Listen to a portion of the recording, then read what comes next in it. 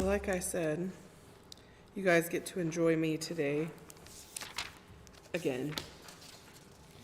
But do keep Colin and his mother in your prayers. Anne ended up in the hospital last night. So that's why dear Colin isn't the one speaking to you today.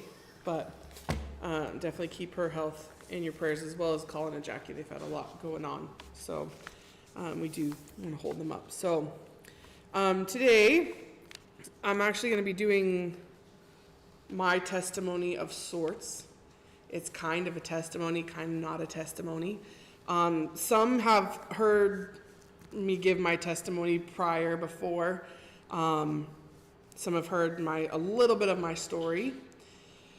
But today it's literally the testimonies of testimony. So I hope you're prepared for it. Now, what inspired me for this is literally Psalm 71, and it's actually verses 15 through 18.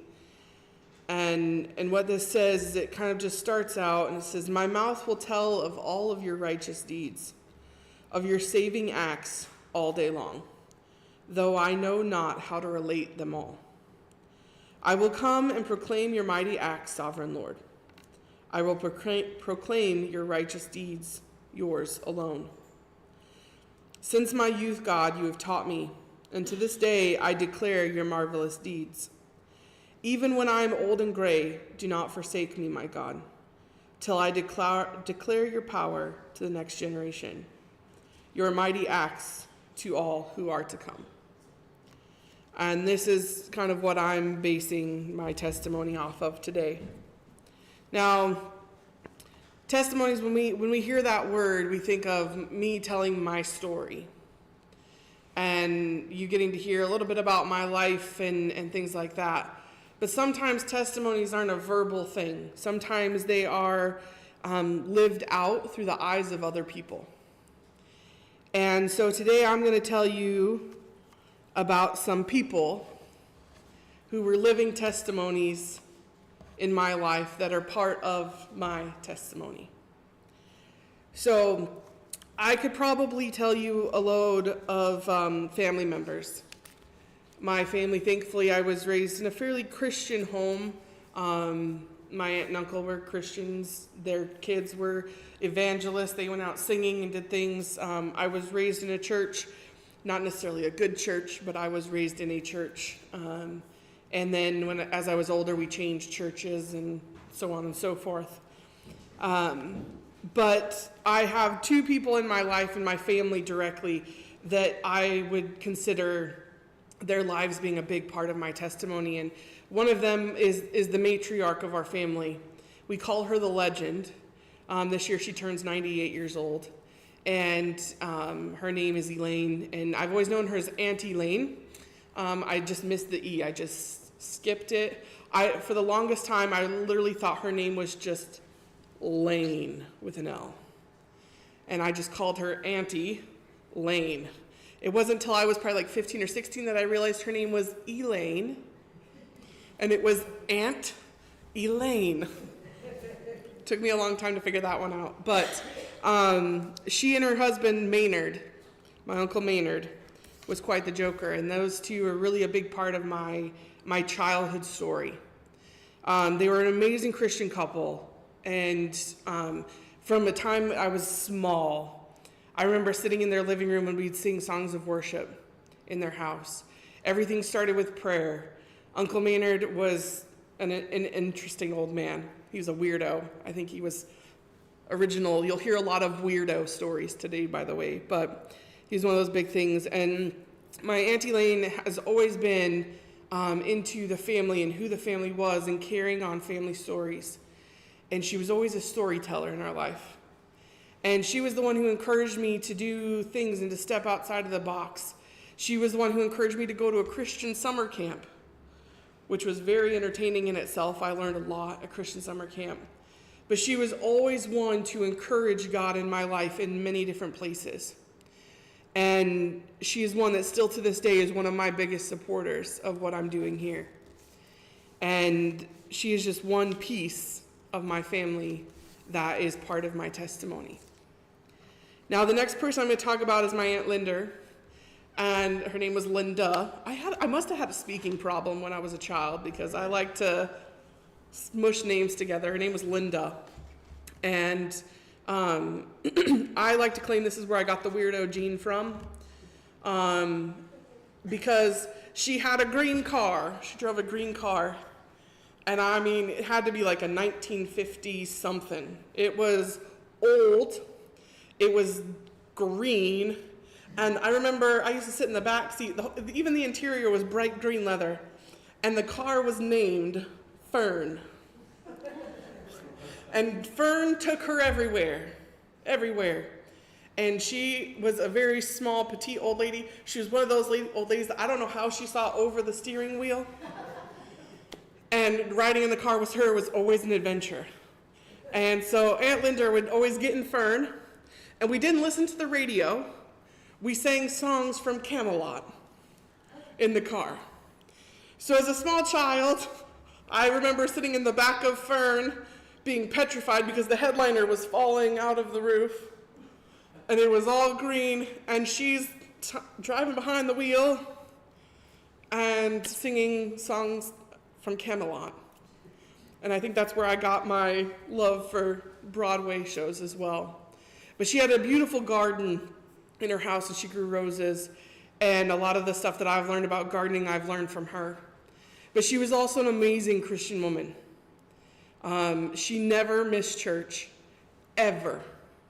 It did not matter what was going on, she never missed church. And she would pray with us, and she's one of those, we only saw her about once a year. But when we saw her, we had her full attention. Didn't matter what was going on. If we wanted to play games, she played games with us. If we wanted to watch movies, she watched movies with us. She was always around. And she always would call. I had a voicemail on my phone for a long time, right before her and my uncle passed away, that they would call every year and sing me happy birthday on my phone. And I had it saved on my voicemail for years. If only I could go back and get it. But literally, they sang happy birthday to me. Just amazing Christian people in my life. Now, those are the two family members I mentioned because I could go through an entire line of family members, and I'm not going to do that today. But their life in me was kind of inspired with Proverbs 22, where it says, "Train up a child in the way that they should go, and they will not depart from it." Now, there's many other things I learned from my Aunt Elaine and my Aunt Linda about being a good person and doing things for other people and caring for other people. And I think that that's something that I carry on to this day. Now, kind of after them, I'm going to move on to two people called Bill and Linda. And they were our neighbors in my childhood house. They lived right next door. And at this time, it was 1985, big economic turndown in the U.S.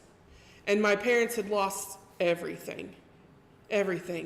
And we were selling off everything that we could do. And my parents worked full time, both out of the house. And I was probably about 5. And my brother was about 10 or 11. But our neighbors next door, Bill and Linda, they were the ones you didn't have to knock when you went into their house. You just walked right in. And I can remember getting home from school, and the first place we did was always go check in with Bill and Linda. And Bill would always watch football. He was a big football fan, and he would sit in his recliner chair and watching football. And we'd come in the house, and he always called me Sis. And he'd go, "Sis, are you getting us ice cream?" So as soon as I came in, I knew I had to go get ice cream. But Bill was a bit of a weirdo, too, because he liked to microwave his ice cream. Don't ask me why. What's the point of having ice cream? Just pour milk in a bowl. But he would always microwave his ice cream, but I always got a popsicle, one of the ice lollies, that split in 2, so I could have one for each hand. And we would go sit out on his back deck, and they had this beautiful back deck. And we would sit and we would talk about my day. And we would sit out there and we'd talk about what happened and what was going on and everything like that. And then when we were done, he would get done with his ice cream, and I'd be done with my ice lollies, and I'd have my 2 sticks. And it was always tradition to stick the sticks in between the deck rails. And so they were underneath the deck from there on. They just disappeared. And I did find out a couple of years ago when somebody bought the house that when they pulled up the deck, they found like hundreds of popsicle sticks under that deck. But I remember those conversations with Bill, and I remember his conversations with his wife, Linda, and they were a sweet Southern couple. They're from Oklahoma, and they both had these really thick accents. And I just remember from being a small child that as soon as I walked in their house, I knew that I was welcome, and I knew that I was loved. And no matter what was going on throughout the school day, whether or not my parents were home or not, it was if something were going on, go to Bill and Linda. And they taught us all sorts of fun things. They used to grow giant zucchini in their backyard. Like their courgettes were massive, like award-winning courgettes and squash and just these big things. But it was always more about teaching us something and giving us a lesson. And that was Bill and Linda. Now, Bill and Linda were also firm. You didn't get away with nothing with Bill and Linda's house. Because, again, like I said, they had these saloon doors on their kitchen. And you would walk into their kitchen. And the thing was they were tall, and I was a kid. And I always thought I could get away with things, but I never could. But those saloon doors would open and close, and I thought I was being real sneaky. And Bill would always call from his chair, "Sis, I hear you in there. What are you doing?" And I'm like, "Nothing." And I'd always be getting a popsicle or something like that. But they were always very firm with me as well. As much as they were loving, and the conversations that we had after school were very much, fun conversations, I had a lot of life lessons I learned there as well. We had a lot of talks about what happens when people are mean to you and when people say things you don't like and how to respond to them. And there were a lot of lessons I learned from Bill and Linda. Now the next one, her name is Georgia, and she was in our church. And she was, at the time when I was young, she was probably in her 80s, 90s. She was an older lady, and she would sit right in the very front row. And I loved Georgia, but she could not carry a tune in a bucket at all. She could not sing. But it didn't stop her from singing either. And when we sang songs, especially old hymns, she would sing out so very loudly that you could hear Georgia over the rest of the congregation singing. And when she prayed with her hands up. And she would just, you could just tell as she was singing, she was loving on God. She was there for Jesus. It didn't matter who else heard. There was no qualms. You could go up to her and go, "Georgia, you need to be quiet." And she'd just sing louder. So there's people there like Georgia. She's one of those people, the only interactions I had with Georgia were during church. I didn't know her outside of church. I knew who she was, but I didn't know outside of church. All I know is she's the red-haired lady in the front row who sings really loud and off-key. But she always had her hands up. She was the first one when somebody got baptized to start clapping and hooting and hollering and throwing a party over it. Georgia was a character. Georgia didn't have to speak to me, but I knew who Jesus was to Georgia just from sitting a few rows behind her in church. Now the next person I'm going to talk about is her name is Wendy. And Wendy was one of my Sunday school teachers. And the funny thing is Wendy just happens to be George's daughter-in-law. There's no connection there, but that's who she happens to be. Now, Wendy died when I was young. She died when she was 37. And she battled with cancer. For many, many years, she battled with cancer. And her kids were about my age. We all went to school together, and she was one of my Sunday school teachers. In fact, she was one of my Sunday school teachers when I first started a new church. And she was a lovely woman. Absolutely lovely woman. And she was the same way. She would teach and she would pray over us. And it wasn't until later that I really kind of fully understood the life that Wendy lived, because she had cancer treatments and literally she has 4 kids, loads of kids at home. And yet when she came to church, all of that was left outside the door. Never once did we have a Sunday school lesson talking about how horrible cancer was or how horrible her life was. We always had a lesson about what Jesus will do in your life and what God can do in your life. There was always a sense of positivity with Wendy. And again, she loved on us no matter what. No matter how her day had been, when she had her last treatment, how sick she was feeling, she loved on us. And it was something as a kid in her Sunday school class I will never forget to this day. Now, the next person I'm going to talk about is Linda. And Linda was my Sunday school teacher when I was a little bit older, about 12 or 13. And I can only give you topics. I think I was an angel when I was 12 or 13. If you ask my mom, she says the exact opposite of that. I think you should listen to me. I was lovely. But like most teenagers, they're a little rough. And Linda, the beautiful Linda, had been in the military, and she was a tough lady. But she was also a very soft-hearted woman. Now, Linda drove a really fast blue car. I liked it was a sports car. It went really fast. And she would drive it really fast. And I loved it. I absolutely loved it. And she had this bright red hair and this brighter personality, just amazing personality. And for years, I met her probably the late 90s when I was about 11 or 12. And at that point, she had been suffering from breast cancer for about 6 or 7 years. And she had multiple surgeries and multiple rounds of chemo. And then the chemo medication had caused her really bad arthritis. And her hands were kind of crinkled, and she was sick a lot. And I remember Sunday school when we'd walk in, some days Linda wasn't there because Linda wasn't well. But Linda and I had a very special relationship, and she was one of those people who kind of took me under her wing when I was a rough kid. And she did Bible studies with me, and she took me out to get meals. And she poured the love of Jesus into me. And each time that she would call and she'd go, "Do you want to go for a ride?" Sure. So she'd come pick me up from the house, and we'd talk about whatever was going on in a teenage girl's life. And there were some times that she would console me with very nice things and tell me, "Oh, it's all right, this is life." And sometimes she would give me very hard truths. She was brutally honest, but in the sweetest, nicest way. And I think that's how Jesus is sometimes when he's honest with us, when we need to hear something from him. It's brutal, it's to the point, but it's in a very loving way. And that's who Linda was to me. And I will always remember with both Wendy and Linda, there's a couple verses in 1 Timothy and 2 Timothy where it talks about fighting the good fight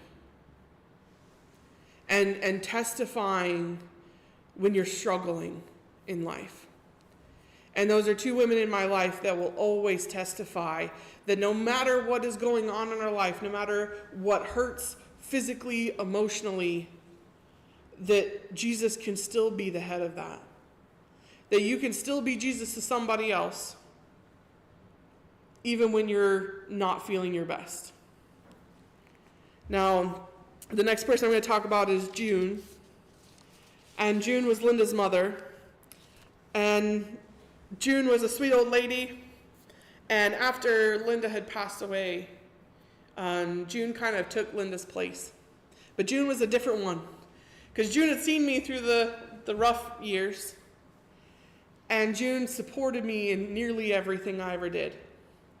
If I wanted to go to youth camp and I was raising funds for youth camp, June was the first one to come up and go, "I'll pay for your youth camp." If we were doing a car wash or something like that, she'd be the first one in line with her car. Let's get it washed. June was amazing in supporting faith in people and other people. And she also had a lot of roughness in her life as well. She had lost her son, she lost her daughter, she lost her son-in-law, she lost her husband, all within a span of a couple of years. But again, she was an amazing, loving Christian woman. The next person I'm going to talk about, her name is Mama Chris. Her name is Chris. I've always called her Mama Chris. She will always be Mama Chris to me. But Mama Chris was one of my best friend's moms. And we used to go and spend when we were teenagers and we finally had cars and we were out. It wasn't cool to be at home. You didn't want to be at home. But we had one of our friends' house where we all congregated at her house. And I mean, it was not a thing to have like 10, 15 teenagers in her living room at one time every Friday night. I do not know how a woman in their financial place fed all of us, but there was always food when we walked in the door. When we came home from school, there was something cooking for dinner. There was something to eat. There was something to do. And she was one of those that in a phase in my life where I felt wholly unlovable, she showed me love. And she also saw the beauty in me when I didn't see it in myself. And she's one of those people that she's definitely not a perfect woman at all. None of us are perfect. But her life was not always rainbows and butterflies. But I knew that if something was going on in my life, I always had a soft place to go. Mama Chris was always there. I could always walk in. It didn't matter the condition of her. It didn't matter the condition of the house. It didn't matter the condition of my heart, my soul. I could walk in and she would sit me down and go, let's talk about things. So she's one of those people that also impacted my later teen years. And as part of that, she caught a lot of the ugliness that was going on during that time, not only in my church life, but in my spiritual life. And she was one of those people that I could walk in and I could blow up, and she would just absorb the shrapnel. She would just, you could say anything, and you could blow off steam and do everything, and then it was like, okay, well, how are we going to fix this? How do we need to move forward from this? And she was just a beautiful person. Now, the next people I'm going to talk about are Chuck and Julie. And I met them kind of later in life. My parents knew who they were. I didn't get to know them until my late teens, early 20s.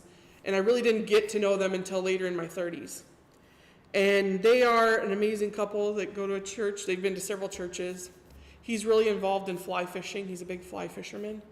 And my dad knew him through fishing at first, but he's really publicly involved. And I kind of met them more as a community member. I didn't know them for their faith until I really got to know them, and they are beautiful members of the community, and they do a whole lot of service for the community. They always do the Christmas child, like the boxes for Christmas kids. They do that every single year. They organize National Day of Prayer events. They do all sorts of stuff in the community. And when I decided to kind of, go into ministry and that kind of thing, they were some of the biggest supporters of me. Julie is an amazing woman of prayer. Like that woman, I mean, she's got a prayer woman. She lays on the floor and prays all day.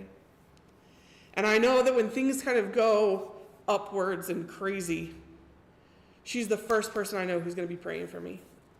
Sometimes I get a message from her. Don't know what's going on today, but I'm praying for you. She's one of the first people to sit there and reach out for those things. And their marriage is also a beautiful picture. They are so incredibly supportive of one another, of the highs and lows and everything else in between. And it's just a beautiful example of devoted, loving couple. And it also is a relationship of respect and definitely support for them. The other person I kind of met around the same time, her name's Trish. And Trish is another weirdo.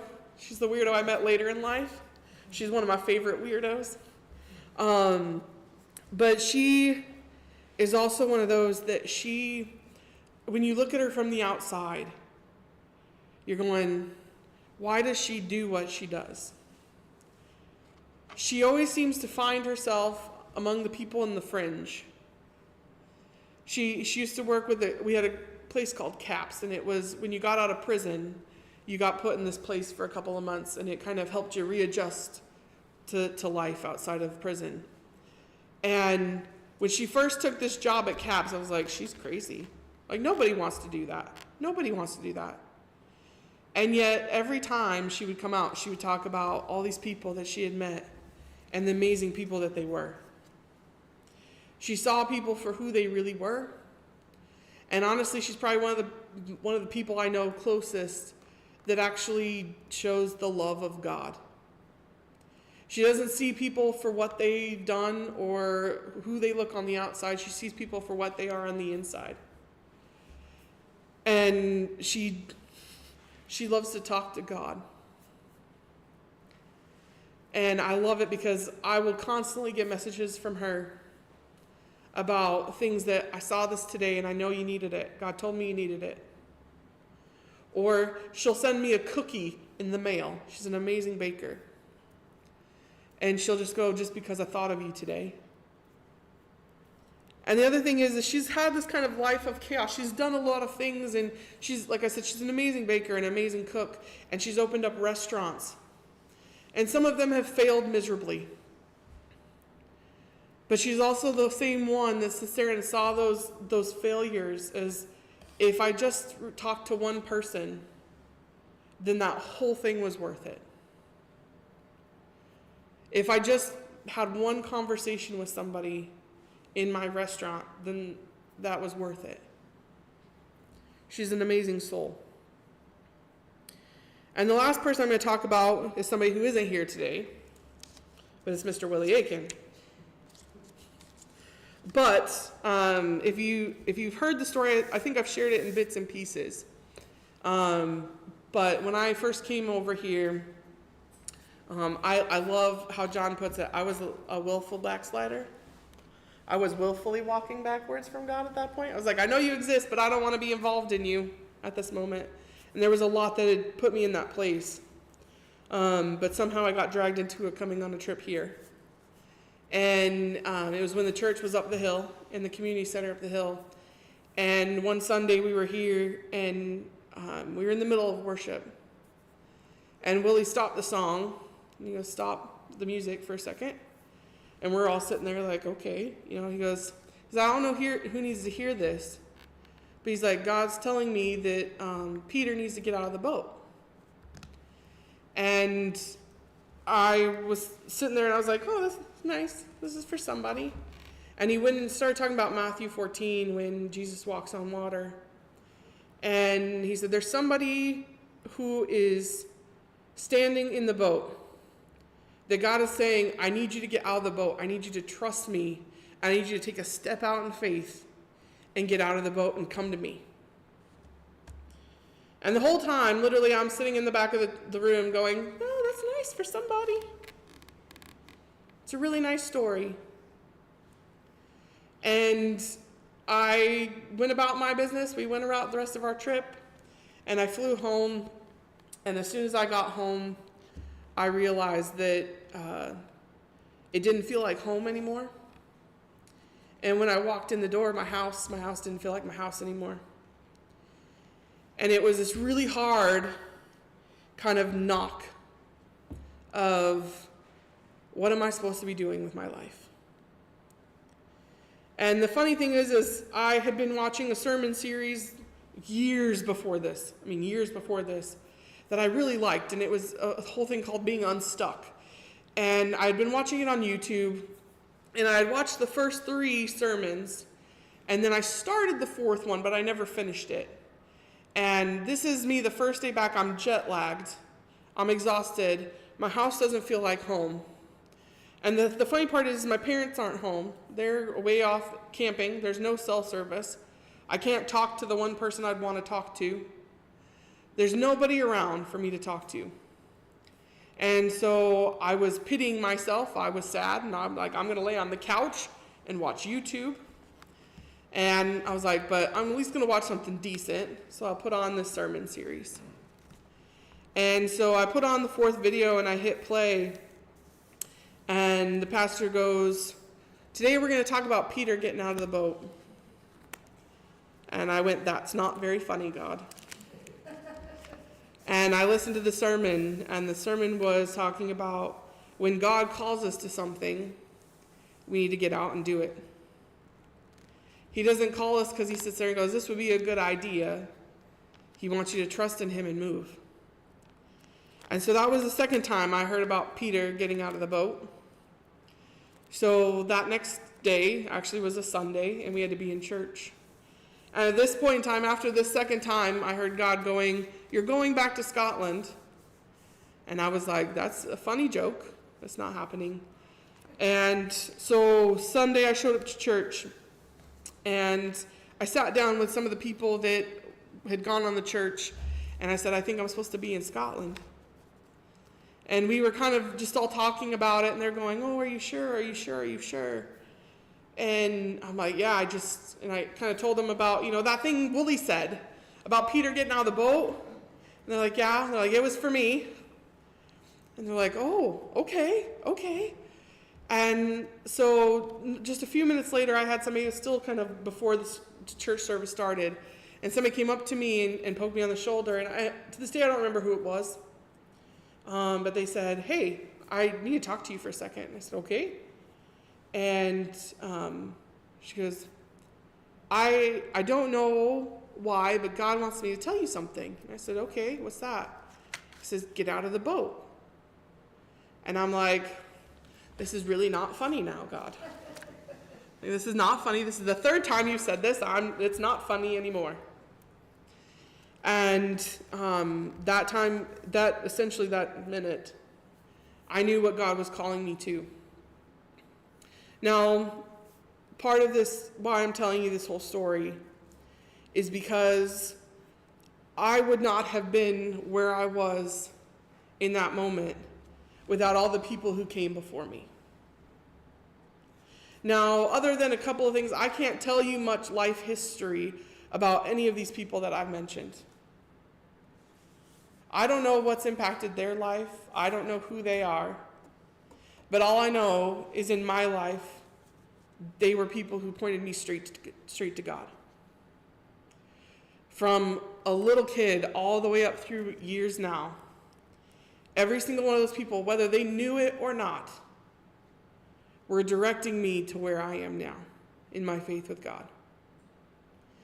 And I don't know that any of them even know to this day. And honestly, I don't care if they ever know. Some of them may watch this. But I am who I am today because of them. Now, I'm saying all of this because I want to encourage you. I gave a talk to the Ladies Guild one time about being the light in somebody's life. And there's no age limit to discipling other people. There's a point when we feel like when we get to a certain age that, I've been in Christ this long, I don't need to do any more. We kind of wash our hands and go, I'm a Christian, I've done my part, I've washed dishes, I'm done. But the thing is, we're supposed to be discipling people our entire life, our whole life. And if that just means being the first one to show up at the car wash and letting somebody wash your car, or whether that means sitting in the front row and praising your heart out, that's what that looks like. If that means being kind to some random teenager, that's what it looks like. If it means driving in a raggedy old green car and singing Camelot songs, that's what it means. Because you never know what is coming and who is watching. I know there's little kids in this world that see the church, and they will go the rest of their life seeing what they saw in the church. And if they see love in the church, that's what they will see. So as we go through our life, we are meant to be testimonies. We are meant to be preparing ourselves for something else, for taking our stories. We don't have to put them on a big billboard sign that says, this is my life story. But it just has to be how can I show the love of God today? How can somebody see me today? Whether I'm in the grocery store, if I'm doing my shopping, and somebody drops something and, thank you, here, have a great day.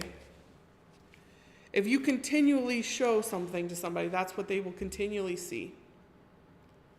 Like I said, none of these people in my life are perfect people. I've seen some rough stuff too from them. But the beauty is I saw Jesus more than I saw anything else.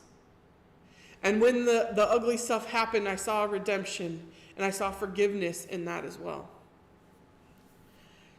So the last song we're going to sing is, I was looking for it. It's one of those ones that you get stuck in your head that you know the song from when you were really little. It's an old hymn. And I had it in my head and I could not think of the song to save my life. I've been looking for it all morning. But it's called Lord Prepare Me. And it's all about, Lord, prepare me to be a sanctuary and to be a living testimony for you. And whether you're, a new Christian, an old Christian, anything like that, we should be asking God to prepare us for those moments that we can be a testimonial part of someone else's testimony. Because like I said, I just mentioned these people today, and those are some key people, but there's a lot more that I could go through. We could be here for the next, year and a half, and every week I could dedicate to somebody in my life who has been something for me, who has pointed me in some way to Jesus. And I'm going to end kind of with 1 Peter 3:15. It just says, let our hearts be set apart for the Lord. Always be prepared to give a defense to everyone who asks you to account for the hope that he lives within you.